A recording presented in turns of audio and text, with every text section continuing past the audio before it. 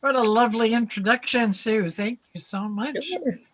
And and I'm really thrilled to be here, and especially this day of spring.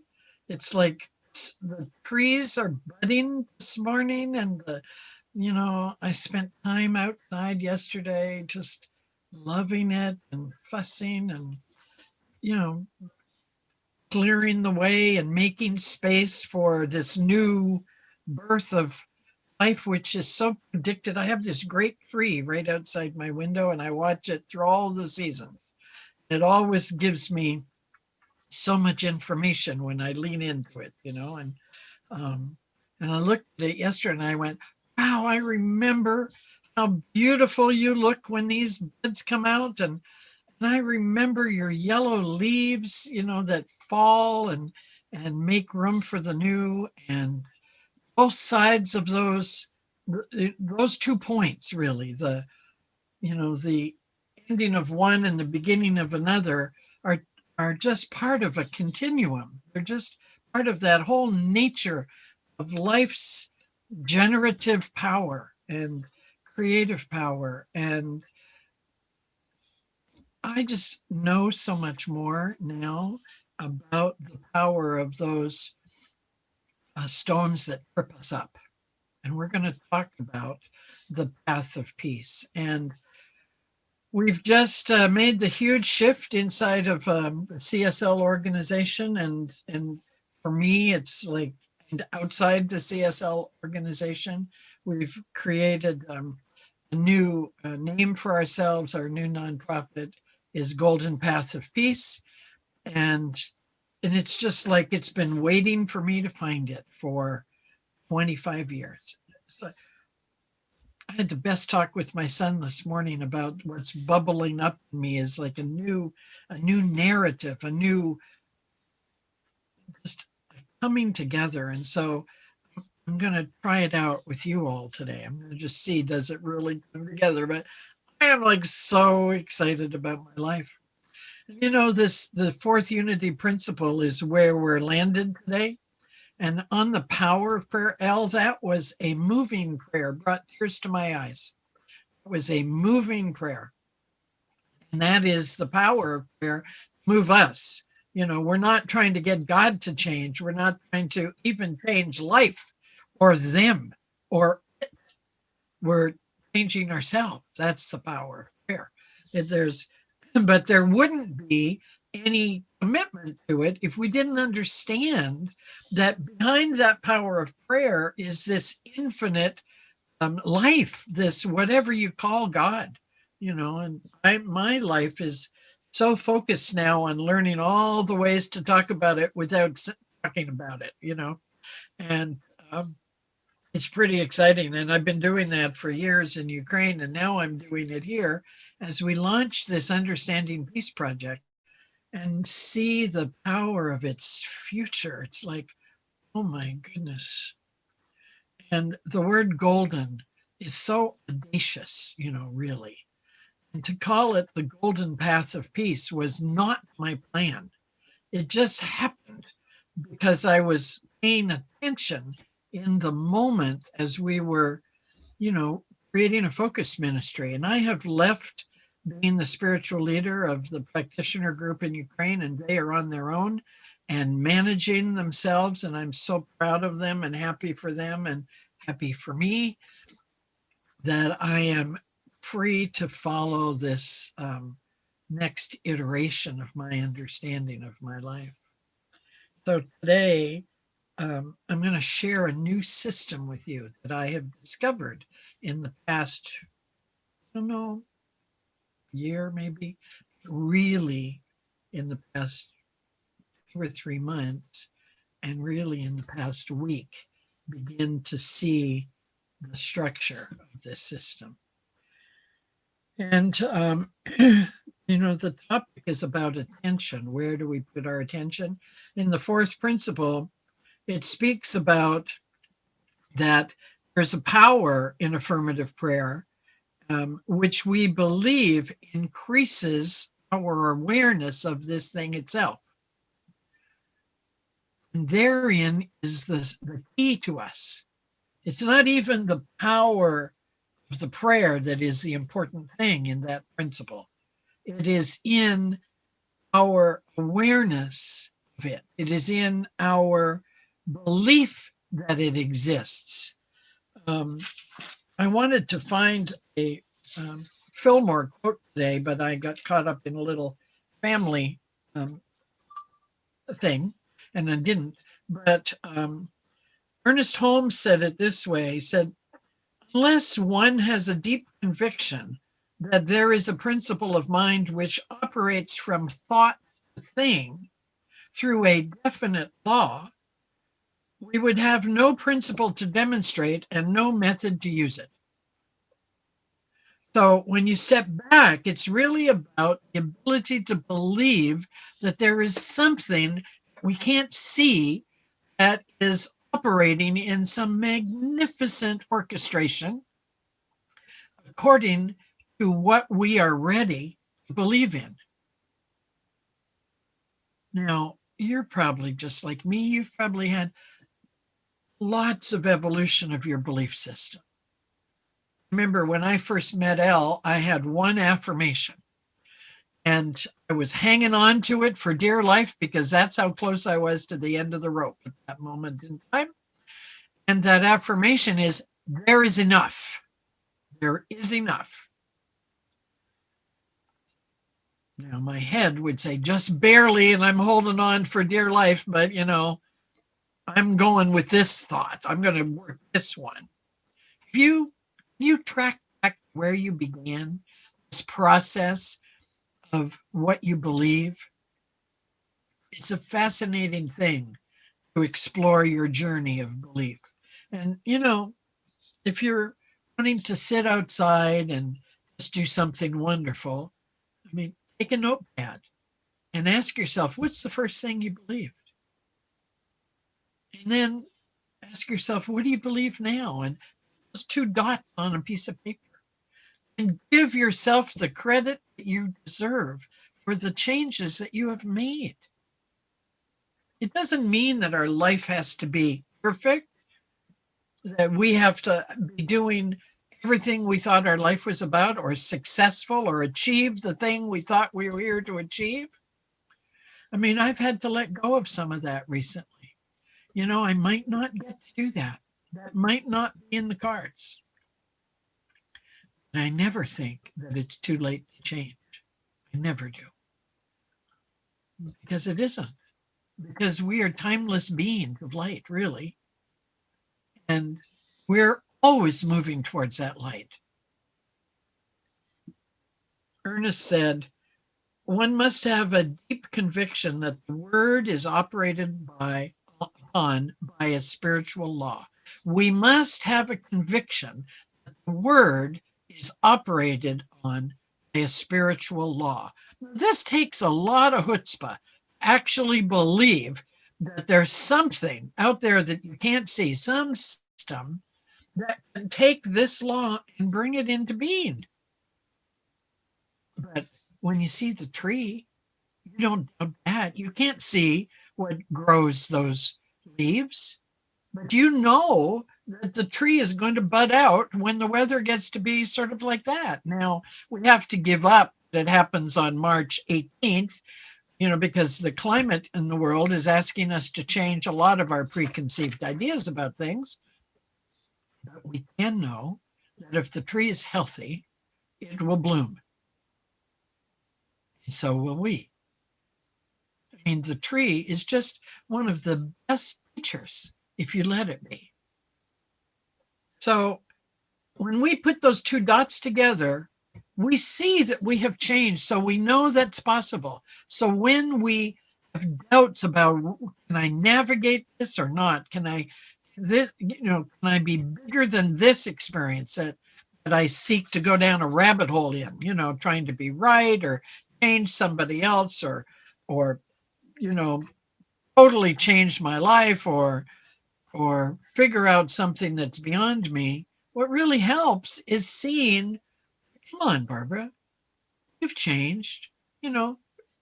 Ellen can tell you, she knows who I used to be. Tom tell you, he knows who I used to be. I've changed. No, I'm not perfect, but even my kids say, wow, mom, I can see you're working this a little better. It's like, okay, those are the toughest critics. They're the ones I take it out on most of the time, right? The ones you love, the ones you just think you know better than still, and they're grown ups, they're 50 for goodness sake. So we have to have something to encourage us on. That's why we gather on Sunday. You see how happy we are to see each other's faces. Because it says, this is community. It's different than it used to be, but it still feels like community, right? It's so important to nurture it. So the law will always be operating on what we believe. That's the truth. That's the highest truth I know. Now, maybe there's another one to be revealed, but I'm still working with what was revealed 100 years ago to Ernest Holmes. It's operated upon what we believe and in the way we believe it, he says. In the way we believe it. So it's not that we introduce a new law. It's not that we introduce a new anything. We're using the law in a more conscious way. Law of cause and effect. So this morning, when we sang that Karen Drecker song, it touched a little pet peeve of mine. And it's in the word that one word in that song that I think if Karen were to write the song today, she would change. And so, and I've, had this little pet peeve for a couple of years since I've really started to understand how important our words are. The Sufis, they have an understanding that every word has information that it sets loose into the world. There's a purpose to every word. There's a meaning to every word, and every word has power. Well, we know that, but I bet you if you're like me, you still use some words that are not ones that you'd really, they're not going to get you where you want to go. And so today's little bit of a lesson is going to be, where do I put my attention? Or alternatively, where do we want to go? So back to Tom's song, or Karen's song, which you sang in a wonderful version today.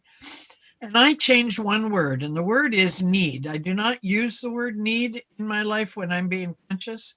I teach my students there's only 3 or 4 words that I've said you can't use anymore, and need is one of them, and try is another. But the reason that I don't want to use the word need, or I've been guided to my best to eliminate it, although I hear it sometimes come out of my silly mouth, is that we're taught that we have no needs when we are in alignment with the infinite. There are no needs. We are born with everything. We are born with the ability to duplicate the nature of spirit, to create our lives in the image and likeness of perfection. That's a powerful thing. And how do we do that? We do that with what we believe. But if we believe that we have needs, then we do that with needs. And Ernest says, the law is not only acting upon what we believe, but how we believe it. So if we're praying for goodness because we need it, then we're canceling out that prayer. Right? Because if we need it, then we're not in the flow in our mind with the possibility that this infinite universe brings us. So whether it's health or happiness or money or romance or whatever it is that is our dot of where we want to be, we've got to look at the language we use to articulate it. Are you with me? Are you with this? Okay, so here's the system that I want to share with you that I would love to have a couple of days to talk about this, really. But it begins with, for many people, It begins with, I don't like the way it is. This sucks. You know, I mean, a lot of us are over 50. I'm over 70 now. And I hear a lot of people over 70 talking about how life is hell over 50, or it's over 70, it's just awful. And I go, I don't believe that. I just don't. I don't deny that I'm almost 74, but I don't believe that that has to limit me, that my body has to collapse, that my mind has to disappear. I don't believe those things. If some of those things happen, then I'll accept it. The coat wears out and you take it off at some point and leave. But for now, I'm really aware of how I think about myself and how the rest of the world thinks about themselves. Sorry. And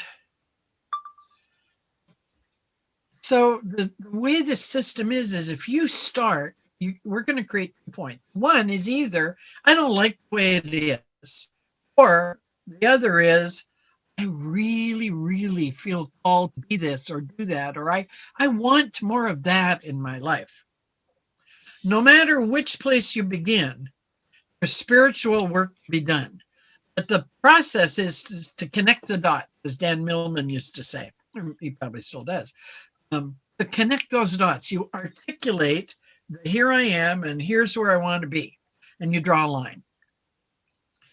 Well, that line that we draw usually is a straight line, right? We connect the dots. Well, life isn't like that. Life isn't straight, and it goes up and down. For some of us more than others, it goes up and down, and then, or it goes circles, it comes back, and it goes around, and it's not a straight trajectory. Airplane pilots are said to have said something like, we're constantly readjusting to get back on course. We're hardly ever on course. We're 5 or 8 degrees off of it. We've got this straight line, but we're navigating this journey. And so the tendency is, like, I need to take my car in because it's pulling to the left. And, so it gives you a signal. It gives you a signal. The car will tell you it's out of alignment. I mean, just look at the language here. It's out of alignment. It's pulling to the left. Now, if we ignore that, we know what'll happen. We'll have an accident, or we'll run into the curb and hurt our tire or something, right?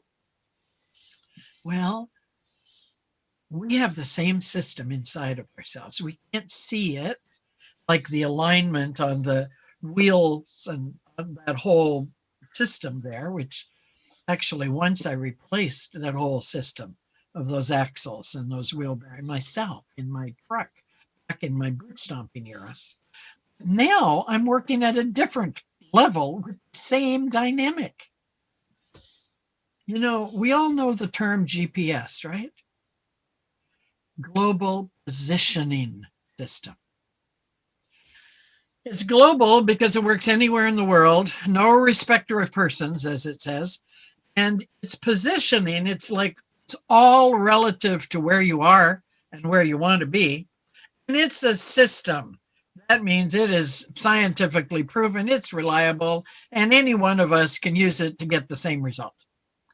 Only we create the result based on where we are and where we're going and what we believe about that. What we believe affects how we think, which affects the words we use. And the words we use affect the choices that we make. Now, I've discovered 2 days ago and articulated for the first time that one of the things that is calling me out of pulpit ministry and into, I don't know what it's called yet, into something else, is the narrative of our language that rules our journalistic system in the world, our political system in the world, and our interpersonal system in the world. We have separation built into our entire language. We don't even notice it. So when we sing the song of God gives me everything I need, I go, ah, and I replace it with God gives me everything I believe. So I give thanks, because I can give thanks much more easily when I'm aware there is a system that gives me what I believe. It will give me what I need too, because that's what I'm believing in. I'd rather believe in alignment, in abundance. I'd rather believe that my daughter sent me a postcard years ago, like 30 years ago, maybe. And I'll show you. I travels all over the world with me. It hangs up everywhere so I can see it. Guided means provided. So we are provided for constantly. So we have this GPS system inside of ourselves. You could call it a God positioning system. You could call it whatever you like, but it works the same way. There is this system within us that allows us to arrive somewhere, to change, to be reborn by the renewing of our mind, to transform like spring does for us by setting a point in our positioning system, noticing where we are, these two things, and doing our spiritual work to get them into alignment. So Tom used to run a bookstore called the Stepping Stone Bookstore. What I understand is that to navigate life today, we have to use our internal GPS. We have to set our course.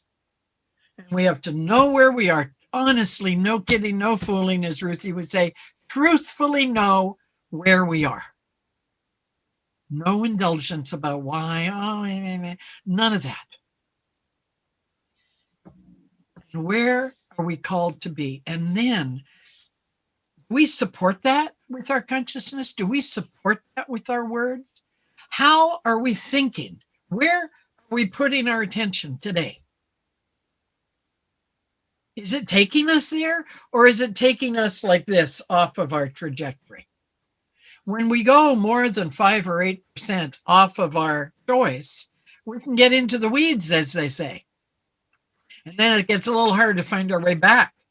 But if you have a good compass, you will always get back to your track that's leading you to your true north, whatever it is at this point in your life. Compasses are designed to get you to north. You know, that's the constant. How do we navigate that there?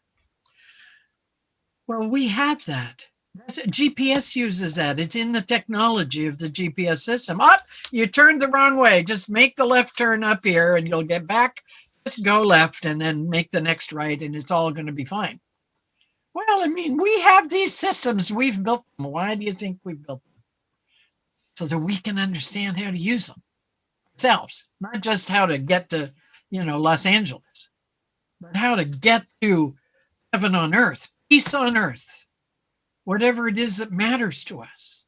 So the compass has its prescribed methods. Whoever invented it, discovered it. It wasn't invented, it was just discovered, just like anything else. Whoever discovered it gave such a gift to us. But we're all discovering for ourselves. We have the same gift as the compass within us. And so I mentioned the stepping stones. I haven't forgotten that. So on the golden path of peace, it's not to peace, it's of peace. Why is it not to peace? Because peace is here. Peace is not a destination. Peace is a state of mind.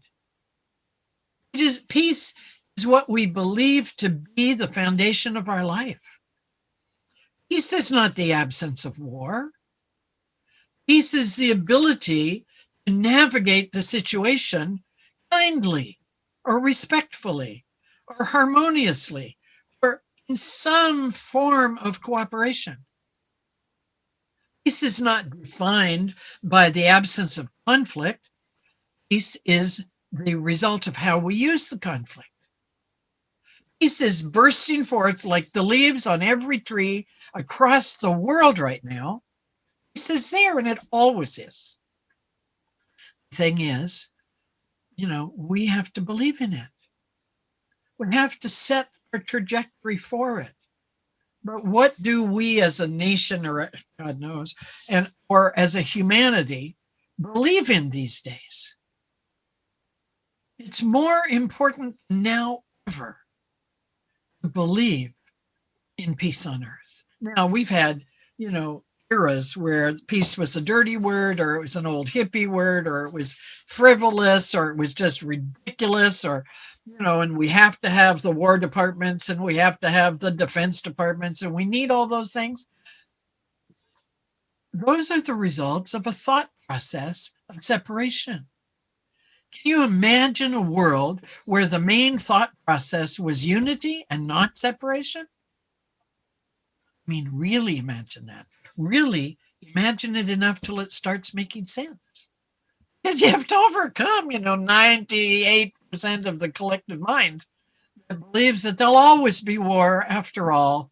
There'll always be people who will take advantage of you after all. What if there's another way? So here's how the compass works. We each build our own compass. We don't have the technology of the compass that we have to follow. We create our own. And you know what goes into creating that compass? You know where north is. You know what it is you want to experience in your life. Kindness, maybe, or being a loving partner, or being a respectful person, whatever it is that floats your boat. Whatever it is that really gets you moving in the morning, your thing. For me, it's peace. It works me. It shows me where I'm not peaceful. I fall in the mud, trying to control things that I should have long ago given up.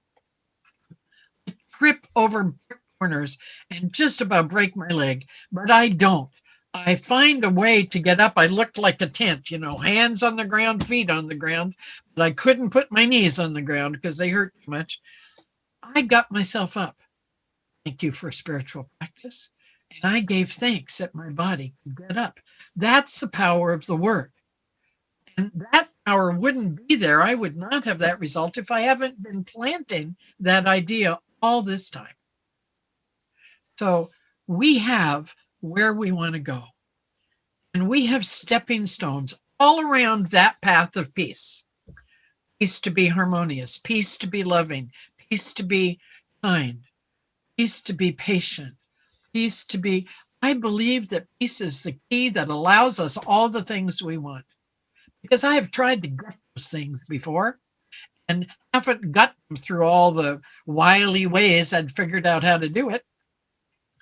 I've even prayed and meditated and still not been able to get them until I realized that I had to make peace with myself first.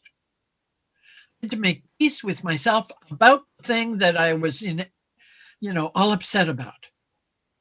So if somebody, and it's always our closest people, the things we care about the most is the one life uses, because otherwise we would not pay attention. We would just say, oh yeah, but still do it our way. But when it's somebody we love, by golly, we're going to change, aren't we? If it's really, I have to change or I'm going to lose that relationship, then I change, right? So that's part of how the compass gets built. We know where we want to go. We know who we are. And we see and we notice those times when we fall, and we learn to make choices. Part of the compass, the first part of the compass, is to choose. Well, then this is not going to work. I'm not putting my attention where I want my life to go. I'm putting it into trying to still control them. I went to Ukraine 20 years ago, and where my attention was, wow, I have something to give them. I know the way. I'm bringing them something they need. Those are the things that I truly believed were righteous when I went there. And, those things were all important, but not the way I carried them. The way I carried them was in a bucket called separation. I'm so grateful that I experienced it long enough to be able to cope with what I created and make something wonderful with it for myself right now, which is what I've just done in the past year. Not an easy thing to do, but it's really worth it. And how did it work? I used a compass. And what does the compass use? It used those stepping stones that are all around the path. Stepping stones that are principles, practices, and qualities of life. When we work on our spiritual selves, we come to understand what do we believe in? What is the principle that anchors us to keep on keeping on? That allows us to imagine that there is a universal law acting on all of the parts of me, bringing out leaves of self-expression, of change. Those principles, those practices, and those qualities of life are all around us. We have put them into a book. There's 64 of them here, and now we're going to move them down to 56, but they're words like cooperation and delight and dreams and optimism and compassion and mindfulness and unity and understanding and forgiveness and openness and honor. We are teaching these words to children in Ukraine. And soon, I hope we're going to be teaching them here in this country. Not teaching the words, teaching how to use them and build their compass, to build that internal compass that becomes resilience so that they can navigate the storms that are inherent in this thing called life. I am not naive enough to think we will change the world and it'll all be milk and honey. But I do believe that we all can learn how to be peace first responders so that we respond first to everything. And I'm trademarking that word, that term, peace first responders. And I better do it soon because I'm starting to say it out loud and somebody's going to really like it. And we're training ourselves to make conscious choices, to stand on those stepping stones that get us onto a path of peace, where we are our resilient selves, where we're able to forgive ourselves, to make a better choice, to look at whatever's going on and go, no matter what he's experiencing today, he is a emanation of God no matter what, because everyone is. We can look at our enemies, imagine the world in peace, where former enemies and competitors work together to solve a common problem. That's the way to use competitive spirit. Use it to solve cancer or global warming or any number of other things. I can imagine that transformation. Why? Because when I was in the Soviet Union working, I saw them go from munition factories to making vacuum cleaners in the same building with the same people. Imagine that. And we can too. We can learn to find peace in our hearts about our enemies or our competitors or our neighbors or our children or ourselves and have that compass. That compass is like what the airplane pilots use to stay on course. So when you hear yourself going, I really think you should do it like this, your inner compass goes, and you go, really? Come on, now we're in the weeds. Let's get back on course. And you go, oh, I'm sorry. I'm going to trust you. I know. You'll figure it out. I believe in you. I really do, because I've seen myself change. And so our job is to know where we are and where we're going and to see the stepping stones that work for us. What are the values and the qualities of living that are natural for each of us to get there. Sue likes to go out in nature and walk around and feel that life force. Tom sings and creates music and teaches children to come on fire with passion. And Elle and Ty, they write. And I don't know about all the rest of you, but I know you each have your thing. And so our job is to use that thing, our passion, or the thing we like, to really get us to build our compass so that we can stay on track. So it starts with coming to believe that there is a power greater than us and we can use it. And whatever you call that, none of us could have designed a body or an oak tree. There is something divine in all of life, and that is the foundation. And the principles stand upon that truth, say we really are one, and anything really is possible. It just, what we believe is possible is what's going to happen. What goes around comes around, right? Having an idea of possibility is what gives us courage, believes that there is a path, and that there are values that'll get us there. And then we come to understand that nobody can do it for us. We can't do it for anybody else. And we may never change the world, but if we don't do our part, we won't give it a chance to be in peace. I believe every one of us has a piece of that puzzle, and that every one of us has your best stepping stones. And I also realize that every time you trip over a stone, like I just did, only it was a brick, that thing you trip on, you stub your toe on those stones, you can use those stones for good. The stones can be called pain, injury, betrayal, loneliness, sadness, whatever they are. You can use those stones to say, what could I put my attention on instead? And look for the stepping stone around you. You could call a prayer practitioner. They know how to do this. And you say, I'm tripping on this stone called loneliness. Do you help me get to a stepping stone to the path? We all can do that. It's a simple system. We just have to use it. And when we make those choices to become self-aware, we catch ourselves sooner rather than later. And then we're more joyful in this journey. We're not blaming so much anymore, and we're more taking responsibility for ourselves. And when we take responsibility for ourselves, we can forgive anything. A gorgeous, joyous journey. I never have understood as clearly as I do right now. I am thrilled to share this with you because you already have it. You understand these unity principles. And here is a system. Please use it. And then tell me about it. I'd love to hear what you do with it. And I wanted to be doing a lot of online courses, sharing and listening. And so we're starting a Friday morning noon call.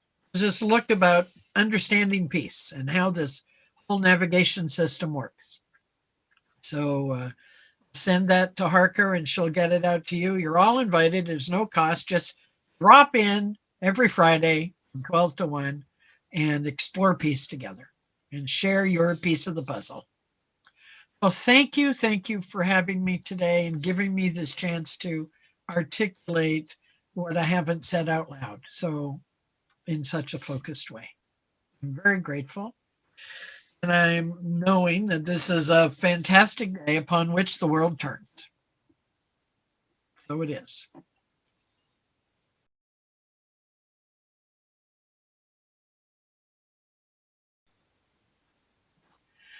So just take one breath right now, no matter what's in your head about all of this, because maybe I stirred the pot. So whatever's stirring, just set it down for a minute and take one deep breath. And let your shoulders come down and just let yourself be fully present. Just one breath and choose peace. Just to be in peace with yourself in this moment.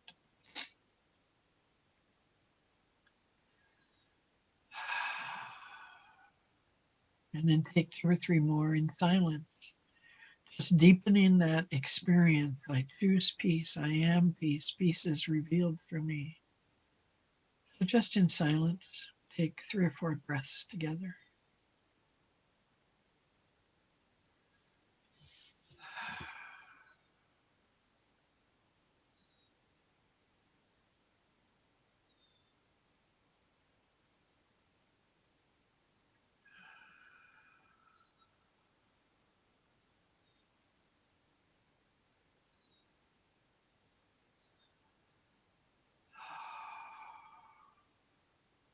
And just notice your body relaxing, your mind relaxing.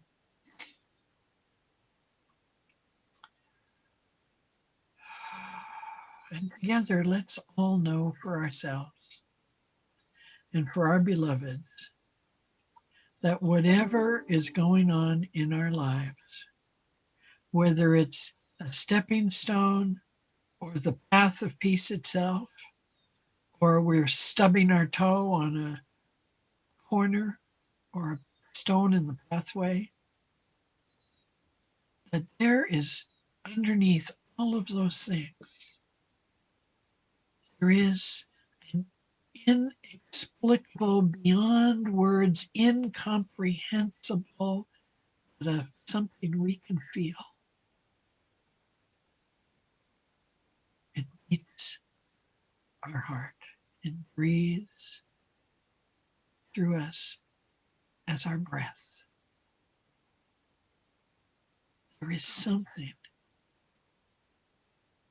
beyond what we know, and anything we think we know about it is minuscule compared to the reality of it. And so we can just give up trying to figure it out and lean in right now the belief that there is a power that is constantly evolving and emerging to express itself, its nature, in deeper, greater, wider ways. More like itself, it is becoming through each of us. We are here to duplicate this nature, to bring this nature to life in a physical, visible, tangible, comprehensible experience. We may not understand it and why and how and all that, but we can understand and feel and use the power that it is given. I do not have to understand how electricity flows through the air and gets captured in little wires, cabled down into my house and attached to that little switch in order to use the power of that little switch. And so I just ask us, as we breathe from this place of deeper peace, to remember there is a law of life. There is a pattern that's unseen, that's expressing as we give it space in our lives. And for this, we must know ourselves so that we can release what no longer serves for the expansion of this consciousness, this goodness, this love, this abundance that seeks expression through each of us in our own unique ways and according to our piece of the puzzle. But we lean into knowing that it works and that our job is to expand our belief in it, the way we describe it, words we use, talk about it rather than words we use to talk about why it's not working somewhere else. I know that every breath we take inside of this system called life. Life as we know it. There is more to be known. We are on that journey of discovery. We are at a point on that journey of discovery where every piece of the puzzle matters. We are unified in this moment of recreation. This is a great day to wake up, to give thanks for how awake we are, and to be willing to be more and to release what no longer serves us, to love well, to serve well, to learn well, to give well, to be well, and embrace all that we can from the nature around us. Use it to inform ourselves. There's always this pattern at work in our life. There is more than enough. There is a path, and there are stepping stones to it. And we can transform any difficulty by using those stepping stones to get onto the path of peace. It is a birthright to live in peace. I'm so grateful. And I take and invite you to take 2 or 3 more breaths, giving thanks for the peace that you are, literally and figuratively, for peace on earth. We are the key. We hold it. We can let it work through us. Blessed be. Since all is well, let us just revel in that thought. Let us take that all is well thought out into the world today in any way we can. All is well in my body, all is well in my heart, all is well in my finances, all is well. Whatever level they're at, all is well. I am grateful that that is true. I can say absolutely it's true. It's either a stepping stone or a stumbling stone that makes me find that stepping stone to get onto the path. So, of course, all is well. We live in one perfect whole universe of goodness. Thank you.